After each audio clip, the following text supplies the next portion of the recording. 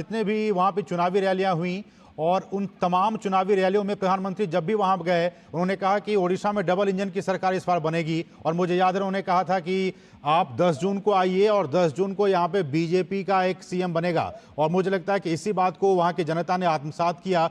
Bumper वोटों से तमाम जो सीटें हैं, चाहे लोकसभा की बात हो या फिर विधानसभा की बात हो, बीजेपी के झोली में डालने का काम किया। और बीते 1-2 दिनों से इस बात को लेकर कयास लग रहे थे, संशय था कि आखिर कौन होगा सीएम का फेस, किसके नाम पर मुहर लगेगी। तो आखिरकार इस बात का फैसला हो गया, मोहन चरण मांझी अब ओडिशा के नए मुख्यमंत्री होगी। 24 साल के लंबे इंतजार के बाद मुझे लगता है कि एक 24 साल एक बहुत लंबा गैप होता है। बीजेडी की वहां पे सरकार थी, बीजू जनता दल की सरकार थी, उसको उखाड़ फेंकने में बीजेपी कामयाब हुई और उसके बाद से मोहन चरण मांझी अब वहां के नए सीएम होंगे। और बीजेपी के वो वरिष्ठ नेता हैं, 2024 के ओडिशा विधानसभा चुनाव में वो क्योंझर विधानसभा सीट से चुनाव जीत कर आए हैं और 2019 के ओडिशा विधानसभा चुनाव में वो बीजेपी के सदस्य के रूप में क्योंझर से ओडिशा विधानसभा के लिए चुने गए थे। 2004 के ओडिशा विधानसभा चुनाव में भी मोहन मांझी ओडिशा की इसी सीट से चुनाव जीते थे और 2000 में भी मांझी क्योंझर विधानसभा सीट से चुनाव जीते थे। तो आप कह सकते हैं कि लगातार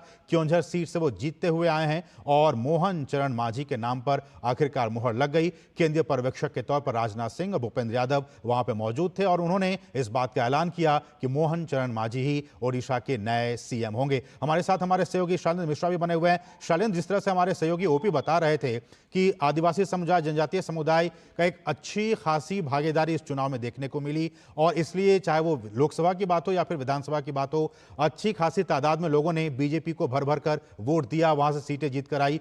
इसलिए यह फैसला लिया गया बीजेपी की तरफ से कि जनजातीय समुदाय का सीएम हो। देखिए, बीजेपी का एक दृष्टिकोण दिखाता है मोहन चरण मांझी को मुख्यमंत्री बनाना। हम जानते हैं कि राष्ट्रपति उम्मीदवार की जब बात थी तब हमने देखा कि उड़ीसा से ही आने वाले एक राष्ट्रपति उम्मीदवार के तौर पर द्रौपदी मुर्मू को उस समय जब प्रधानमंत्री नरेंद्र मोदी ने उनके नाम को जब आगे किया था तब देश को पहली आदिवासी महिला राष्ट्रपति के तौर पर मिली। और अब बीजेपी का जब पहली बार मुख्यमंत्री बनने जा रहा है उड़ीसा में तो आदिवासी चेहरा आगे किया गया है। ये दिखाता है कि बीजेपी किस तरह से अलग अलग वर्गों को, समाज के उस वर्गों को आगे लाने में और नेतृत्व देने में भरोसा रख रही है और न सिर्फ उसका वादा कर रही है बल्कि जब जब मौका मिलता है उससे सामने रखा जा रहा है। देखिए, पहला मुख्यमंत्री उड़ीसा में बीजेपी का होने जा रहा है और पहला ही मुख्यमंत्री आदिवासी समाज से आ रहा है। ये बहुत बड़ी बात है। 2 मुख्यमंत्री भी साथ में बनाया जा रहे हैं। आप देखिए, यहाँ पर झारखंड याद आता है। झारखंड में आप देखिए अर्जुन मुंडा मुख्यमंत्री रह चुके हैं, बाबूलाल मरांडी मुख्यमंत्री रह चुके हैं। तो बीजेपी ये कोशिश कर रही है कि जितना संभव हो सकता है उतना प्रतिनिधित्व, उतनी भागीदारी समाज के, वंचित समाज को, पिछड़े समाज को, दलित समाज को दिया जाए और आदिवासी चेहरा मुख्यमंत्री के तौर पर सामने रखना ये अपने आप में दर्शाता है कि बीजेपी किस तरह से आदिवासी समाज को आगे करना चाहती है। हम जानते हैं कि आदिवासी समाज के विकास के लिए बिरसा मुंडा के जन्म जयंती को आदिवासी जो गौरव दिवस के तौर पर मनाना, तमाम अन्य योजनाओं के जरिए आदिवासी समाज को प्रोत्साहन देना, वो तो एक कार्य हो ही रहा है। लेकिन नेतृत्व खुद आदिवासी समाज के हाथ में देना ये अपने आप में बहुत बड़ी बात है। प्रधानमंत्री नरेंद्र मोदी की अगुवाई में बीजेपी के शीर्ष नेताओं ने ये एक फैसला किया है। विधायक दल की बैठक में सर्वसम्मत से फैसला लिया गया है। तो ये पार्टी के लिए एक फैसला एक तरह से मील का पत्थर साबित होगा और निश्चित तौर पर बीजेपी यही उम्मीद कर रही होगी कि ओडिशा में आदिवासियों की जो जनसंख्या है जोड़ने में सफल होगी। उड़ीसा की बात की जाए, आपने झारखंड की बात की, ओडिशा की बात की, इन राज्यों में आदिवासी जनजातियों की संख्या काफी है और काफी अच्छी खासी तादाद में इन्होंने अपने मताधिकार का प्रयोग किया। इन्होंने बीजेपी को अच्छी खासी सीटें दी, 78 सीटें दी है 147 में से और लोकसभा में 21 सीटें, उसमें से 20 सीटें बीजेपी को गई हैं। तो मुझे लगता है कि लोगों ने एक विश्वास जताया है बीजेपी के प्रति और खासकर आदिवासी समुदाय के लोगों ने भी एक विश्वास जताने का काम किया है, इसलिए ये रिजल्ट और ये फल उन्हें मिला है। ये देखिए असीम, जब चुनावी नतीजे आए थे बीजेपी मुख्यालय में प्रधानमंत्री नरेंद्र मोदी ने संबोधन में कहा था कि 11 ऐसे राज्य हैं जहां आदिवासी अच्छी संख्या में हैं। बिल्कुल। उन राज्यों में से 8 राज्य ऐसे हैं जहां एनडीए की सरकार है। और अब हम देख रहे हैं कि उड़ीसा में बीजेपी की सरकार आने जा रही है और नेतृत्व आदिवासी समाज के हाथ में जाना जा रहा है। तो ये अपने आप में एक बहुत बड़ी बात है। बीजेपी के आप तमाम मुख्यमंत्री देखें जो अलग अलग राज्यों में हैं। शैलेंद्र, मैं चाहूंगा अपने दर्शकों को कि इस मौके पर राजनाथ सिंह ने क्या कुछ कहा वो जरूर हम सुनाना चाहते हैं। दर्शकों एक बार सुन लेते हैं, फिर हम आपके पास लौटते हैं।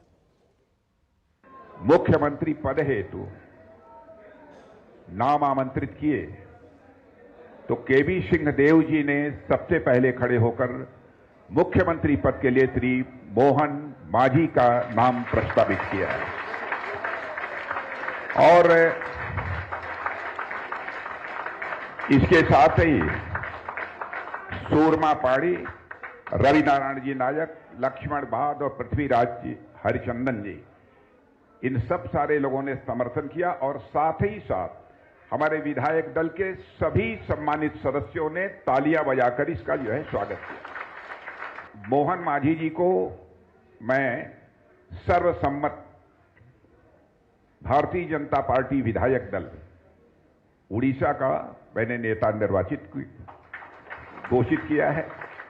उप मुख्यमंत्री के रूप में श्री केवी सिंह देव जी और श्रीमती प्रभाती परिडा,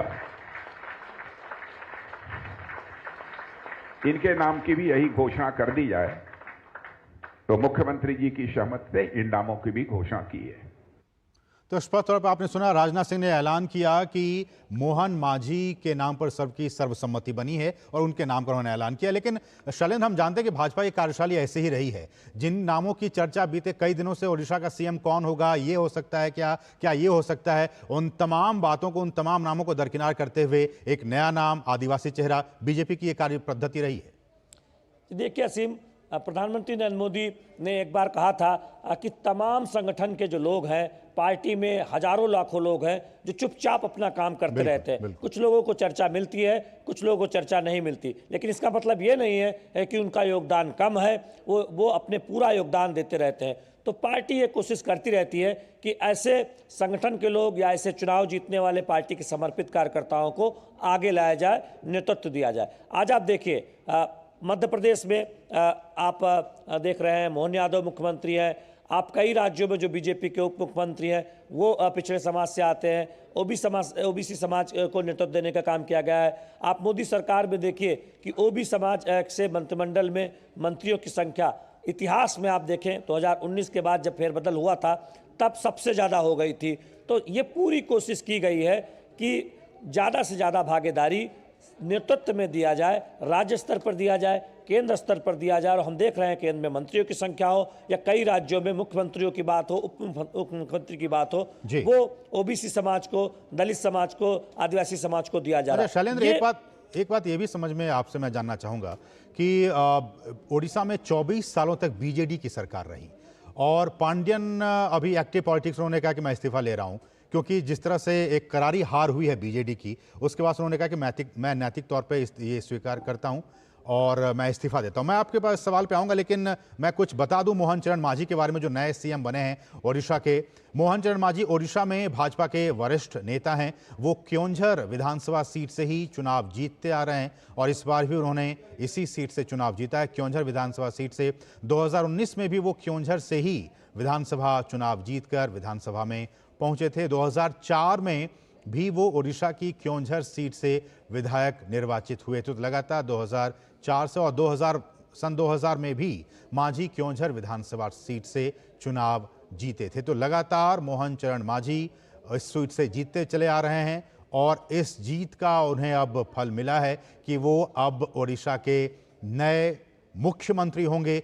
पहली बार वहां पे बीजेपी की सरकार बनने जा रही है। हम जानते हैं कि बीते 24 सालों से वहां पे नवीन पटनायक की सरकार थी। और शैलेंद्र, मैं अभी 12-13 दिनों के लिए वहां पे ओडिशा में था। मैं जिस भी कॉन्स्टिट्यूएंसी में गया, चाहे वो लोकसभा के लिहाज से बात कर लिया जाए या फिर विधानसभा के लिहाज से, वहां पे हर एक व्यक्ति यही कह रहा था कि देखिए मुझे परिवर्तन चाहिए। और पांडियन की जो कार्यशैली थी, उन लोगों का ये कहना था कि हम तो बीजेडी को वोट दिए थे, हम तो बीजेडी को चाहते थे कि वो काम करे, लेकिन नवीन पटनायक के बिहाफ पे पांडियन काम कर रहे थे, सारे फैसले वो ले रहे थे। इसको लेकर काफी नाराजगी थी और उस बात का झलक हम देखते हैं रिजल्ट में भी हमें साफ तौर पर दिखाई दिया। जी देखिए, जब किसी राजनेता को जनता चुनती है तब उसकी ये जिम्मेदारी होती है कि वो ये ध्यान रखे कि जनता में इस तरह का संदेश न जाए कि उसकी जगह किसी और की जो भूमिका बहुत प्रभावी होती जा रही है, और क्या किसी उसका कोई सहयोगी जनता के बीच बहुत अलोकप्रिय हो रहा है, तो वो जिम्मेदारी उस नेता की भी बनती है। तो सिर्फ ये कहना कि पांडियन की जिम्मेदारी है, नवीन पटनायक की जिम्मेदारी नहीं है, ये सही नहीं है। निश्चित तौर पर इस जवाब को आप पूरा कीजिएगा, लेकिन हमें कहा जा रहा है कि बहुत ही छोटे से ब्रेक के लिए हमें रुकना है। ब्रेक के बाद जब वापस आएंगे तो आपसे इसी सवाल का जवाब लेंगे। फिलहाल एक रुकेंगे बहुत ही छोटे से ब्रेक के लिए। आप देखते रहिए DD news.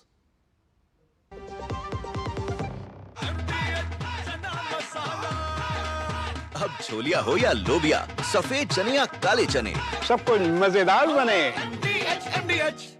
You know it's only a drill, and yet you train like it is the real thing. Because one day, at a second's notice, it will be. One day, you'll come together as an invincible team, and every second you save will be a life saved.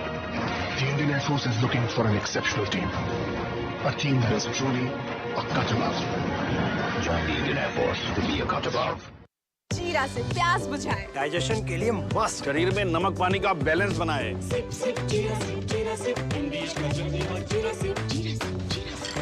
बात जब पीढ़ियों के लिए बनने वाले घर की हो तो जिम्मेदारी बड़ी हो जाती है। गैलेंट समझता है ये जिम्मेदारी। अब डबल एम रिब्स के साथ गैलेंट एडवांस TMT रीबार, निर्माण का रियल हीरो। जिन्होंने यूज किया है वो जानते हैं असली हींग का स्वाद।